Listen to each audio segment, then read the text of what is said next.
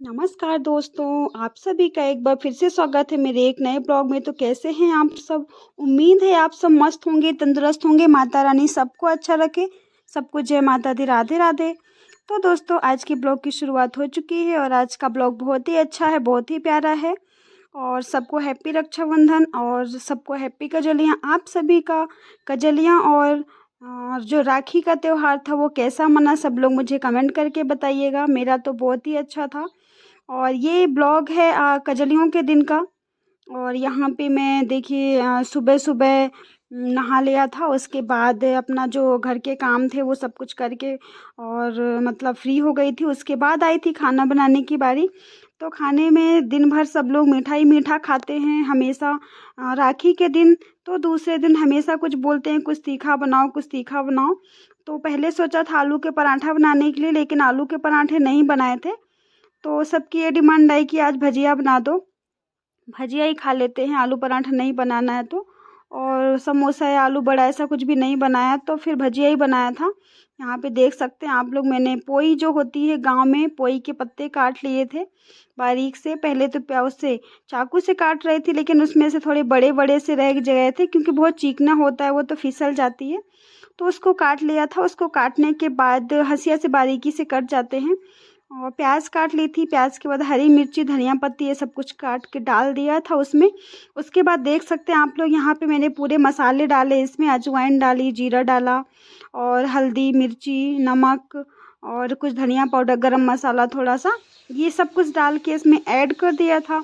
सब कुछ डालने के बाद इसमें डाला था मैंने बेसन 2 मुट्ठी, क्योंकि मुझे थोड़े ही बनाना था, ज़्यादा नहीं बनाना था। आप लोग देख सकते हैं मैंने बहुत कम ही डाला था। उसके बाद इसको पानी डाल के अच्छे से मिक्स कर दिया था और अब अपना डो बन के तैयार हो गया था। थोड़ी देर तक ढक के रख दिया था ताकि फूल जाए वो।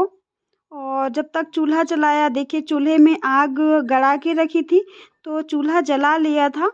लेकिन एक बार अपन थोड़ी ज़्यादा धुआं निकलता है, जब तक उसको हवा नहीं करते तब तक वो जलता नहीं है। तो मैंने फूंक के और फूंका, जब चूल्हा नहीं जला फिर मैंने ट्रे से उसको हवा करी। हवा करने के बाद आप लोग देख सकते हैं मेरा कितना अच्छा चूल्हा जल गया। चूल्हा जलने के बाद उसमें मैंने बनाई भजिए। इसका मैंने शॉर्ट वीडियो शूट किया था, लॉन्ग शूट नहीं कर पाई, लाइट चली गई थी। उसके बाद देखिए भजिया बनाई और थोड़ा सा गीला था तो ऐसी कुरकुरी सी बनी। और भजिया बनकर तैयार है, आ जाइए आप सब भी खा लीजिए। उसके बाद मैं यहाँ पे आ गई थी। जैसा कि आपने देखा था कि भिंडी ज़्यादा नहीं उगी है, तो मुझे एक साइड से दूसरे साइड लगाना है, तो मैंने उसकी घास उखाड़ी। घास उखाड़ने के बाद यहाँ पे लकड़ियाँ जो बकरियों के लिए आती है, उनकी पत्ती चरने के लिए, तो छोटी छोटी लकड़ियाँ रहती हैं, उनका इतना सारा ढेर हो गया है। पहले के ब्लॉग में आपने देखा था कि यहाँ पे कुछ भी नहीं था, लेकिन अब डेली इतनी सारी आती है ना, और कुछ टापरे के ऊपर रख दी, कुछ जला लेते हैं और यहाँ पूरा ढेर कर कर के रखा है। तो अब मुझे लगानी है यहाँ पे भिंडी, एक जगह से दूसरी जगह उखाड़ के। तो यहाँ पे जो भी लकड़ियाँ पड़ी हुई थी, घास थी, वो मैंने सब उखाड़ी और उसके साफ़ करी। देख सकते हैं आप लोग बहुत ज़्यादा घास हो गई, जबकि मैंने कितने बार साफ़ कर दिया, आप लोगों ने ब्लॉग में देखा भी है। तो जितना भी घास साफ़ करो, जितना भी उखाड़ो, उतना कम पड़ जाता है। और मैं हर टाइम पे ये सब शूट करके नहीं सो कर पाती हूँ, बाकी दिन भर ही मेरे ये काम रहते हैं। और मैं ये कर रही थी, भैया बार बार बोल रहे थे भाभी मेहंदी लगा दीजिए, मेहंदी लगा दीजिए। वो हर साल ही लगवाते हैं राखी के दिन मेहंदी। तो फिर मैं उनका अपना काम छोड़ के आई उनको मेहंदी लगाने के लिए। तो देखिए उनको मेहंदी लगा रही हूँ बैठ के। मैं बोली थी आप जब तक मेहंदी नहीं लगवा लेंगे ना, तब तक आप मुझे परेशान ही करते रहेंगे। तो फिर पहले आपको मेहंदी लगा दूँ, उसके बाद में करूँ काम।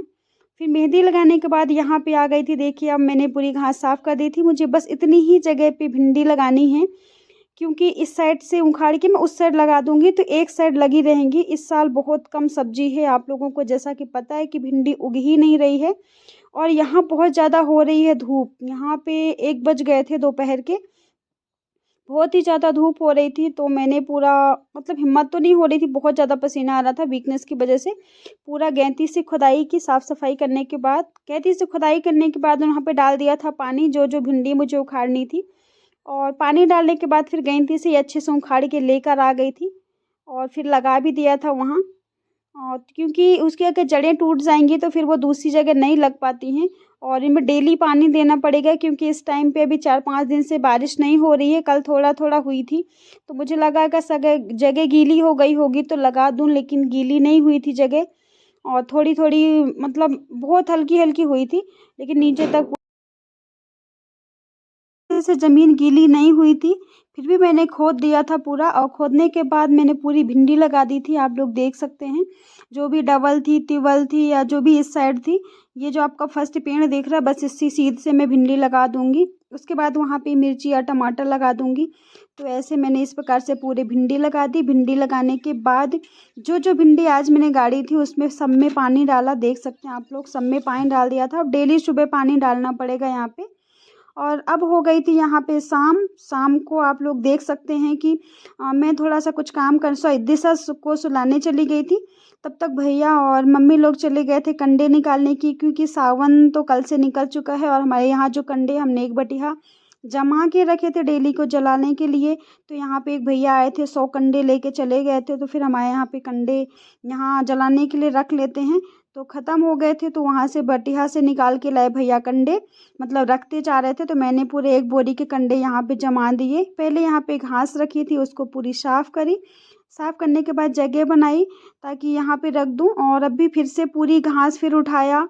और अब तो कुटी करनी है, तो जैसे पुराने वाले कंडे रखे थे पहले, आधी-आधी जाएगी ना, इकट्ठा नहीं जाए, उठवाना पड़ेगा ना।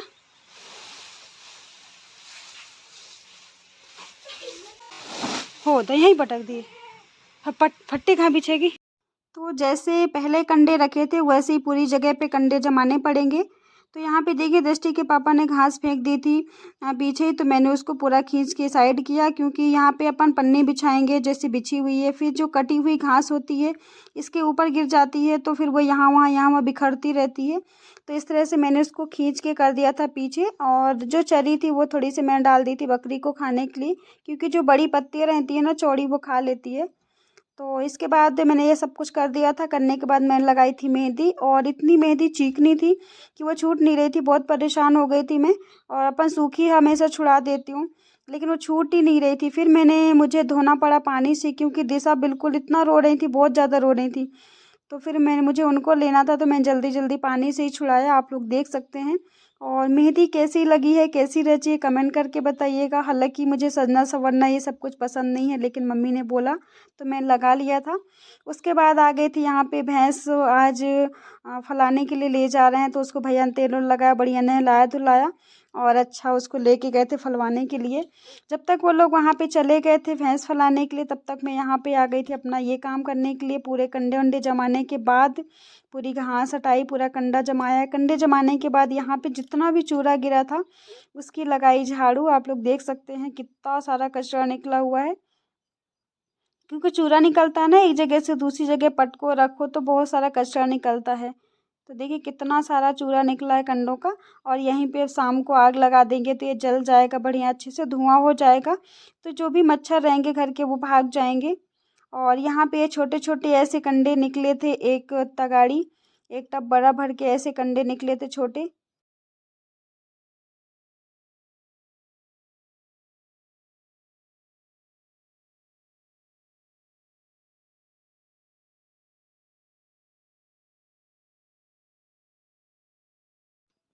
तो इनको भी यहाँ पे रख दिया था, और जो बोरा में रखे थे उनको भी अच्छे से जमा दिया था, क्योंकि पहले अपन ये तो यहीं रखे रहेंगे, या चूल्हे में पहले इनको जला लेंगे उसके बाद उनको जलाएंगे। तो इस तरह से पूरा अच्छे से जमा के रख दिया था। और देखिए जो बाहर एक छोटा सा मटका था उसमें अच्छे फोड़ लिया था, पुराना हो जाता है ना तो अपन यूज़ नहीं करते। तो फोड़ने के बाद इसको यहीं पे रख लेते हैं, तो शाम को यहाँ पे जला देते हैं ताकि मच्छर वच्छर नहीं आते, भग जाते हैं। तो डेली हर जगह धुआं करना पड़ता है। और ये सब कुछ करने के बाद देखिए नीचे मैंने कचरा फेंका था, और घास आई थी, सबका छोटा छोटा टुकड़ा ये सब घास का ये सब पड़ा हुआ था, तो फिर से लगाई बस इतनी जगह पे झाड़ू। और जो घर की झाड़ू थी उसी से मैं झाड़ू लगा दी थी, क्योंकि एक कड़ाक और नई थी, तो अच्छे से थोड़ी बहुत लग जाएगी, इतना ज़्यादा तो नहीं लग पाती, क्योंकि बरसात में नीचे की जो जगह होती है ना वो अच्छी नहीं, मतलब खड़बील खड़बील होती है, तो बड़े खरहारा वरहारा से झाड़ू लगानी पड़ती है, तब जाके कहीं साफ़ होता है। अंदर के झाड़ुओं से तो झाड़ू ही नहीं लगती है बाहर बरसात में। लेकिन मैंने आज यही था मेरे हाथ में। और पता है कमर दर्द की वजह से मैं क्या बताऊँ कि मैं कैसे कैसे करती हूँ, मुझे बहुत प्रॉब्लम होती है। तो ऐसा लगता है कि जो काम जितना हो रहा है उतना ही करके फ्री हो जाऊँ। तो इस तरह से मैंने यहाँ पे इसी वाले झाड़ू से लगा ली थी झाड़ू। उसके बाद हो गई थी शाम और मैं गई थी बाहर, तो वहाँ बहुत कीचड़ हो रहा था और घास लेने गई थी तो बहुत गर्मी लगाई थी।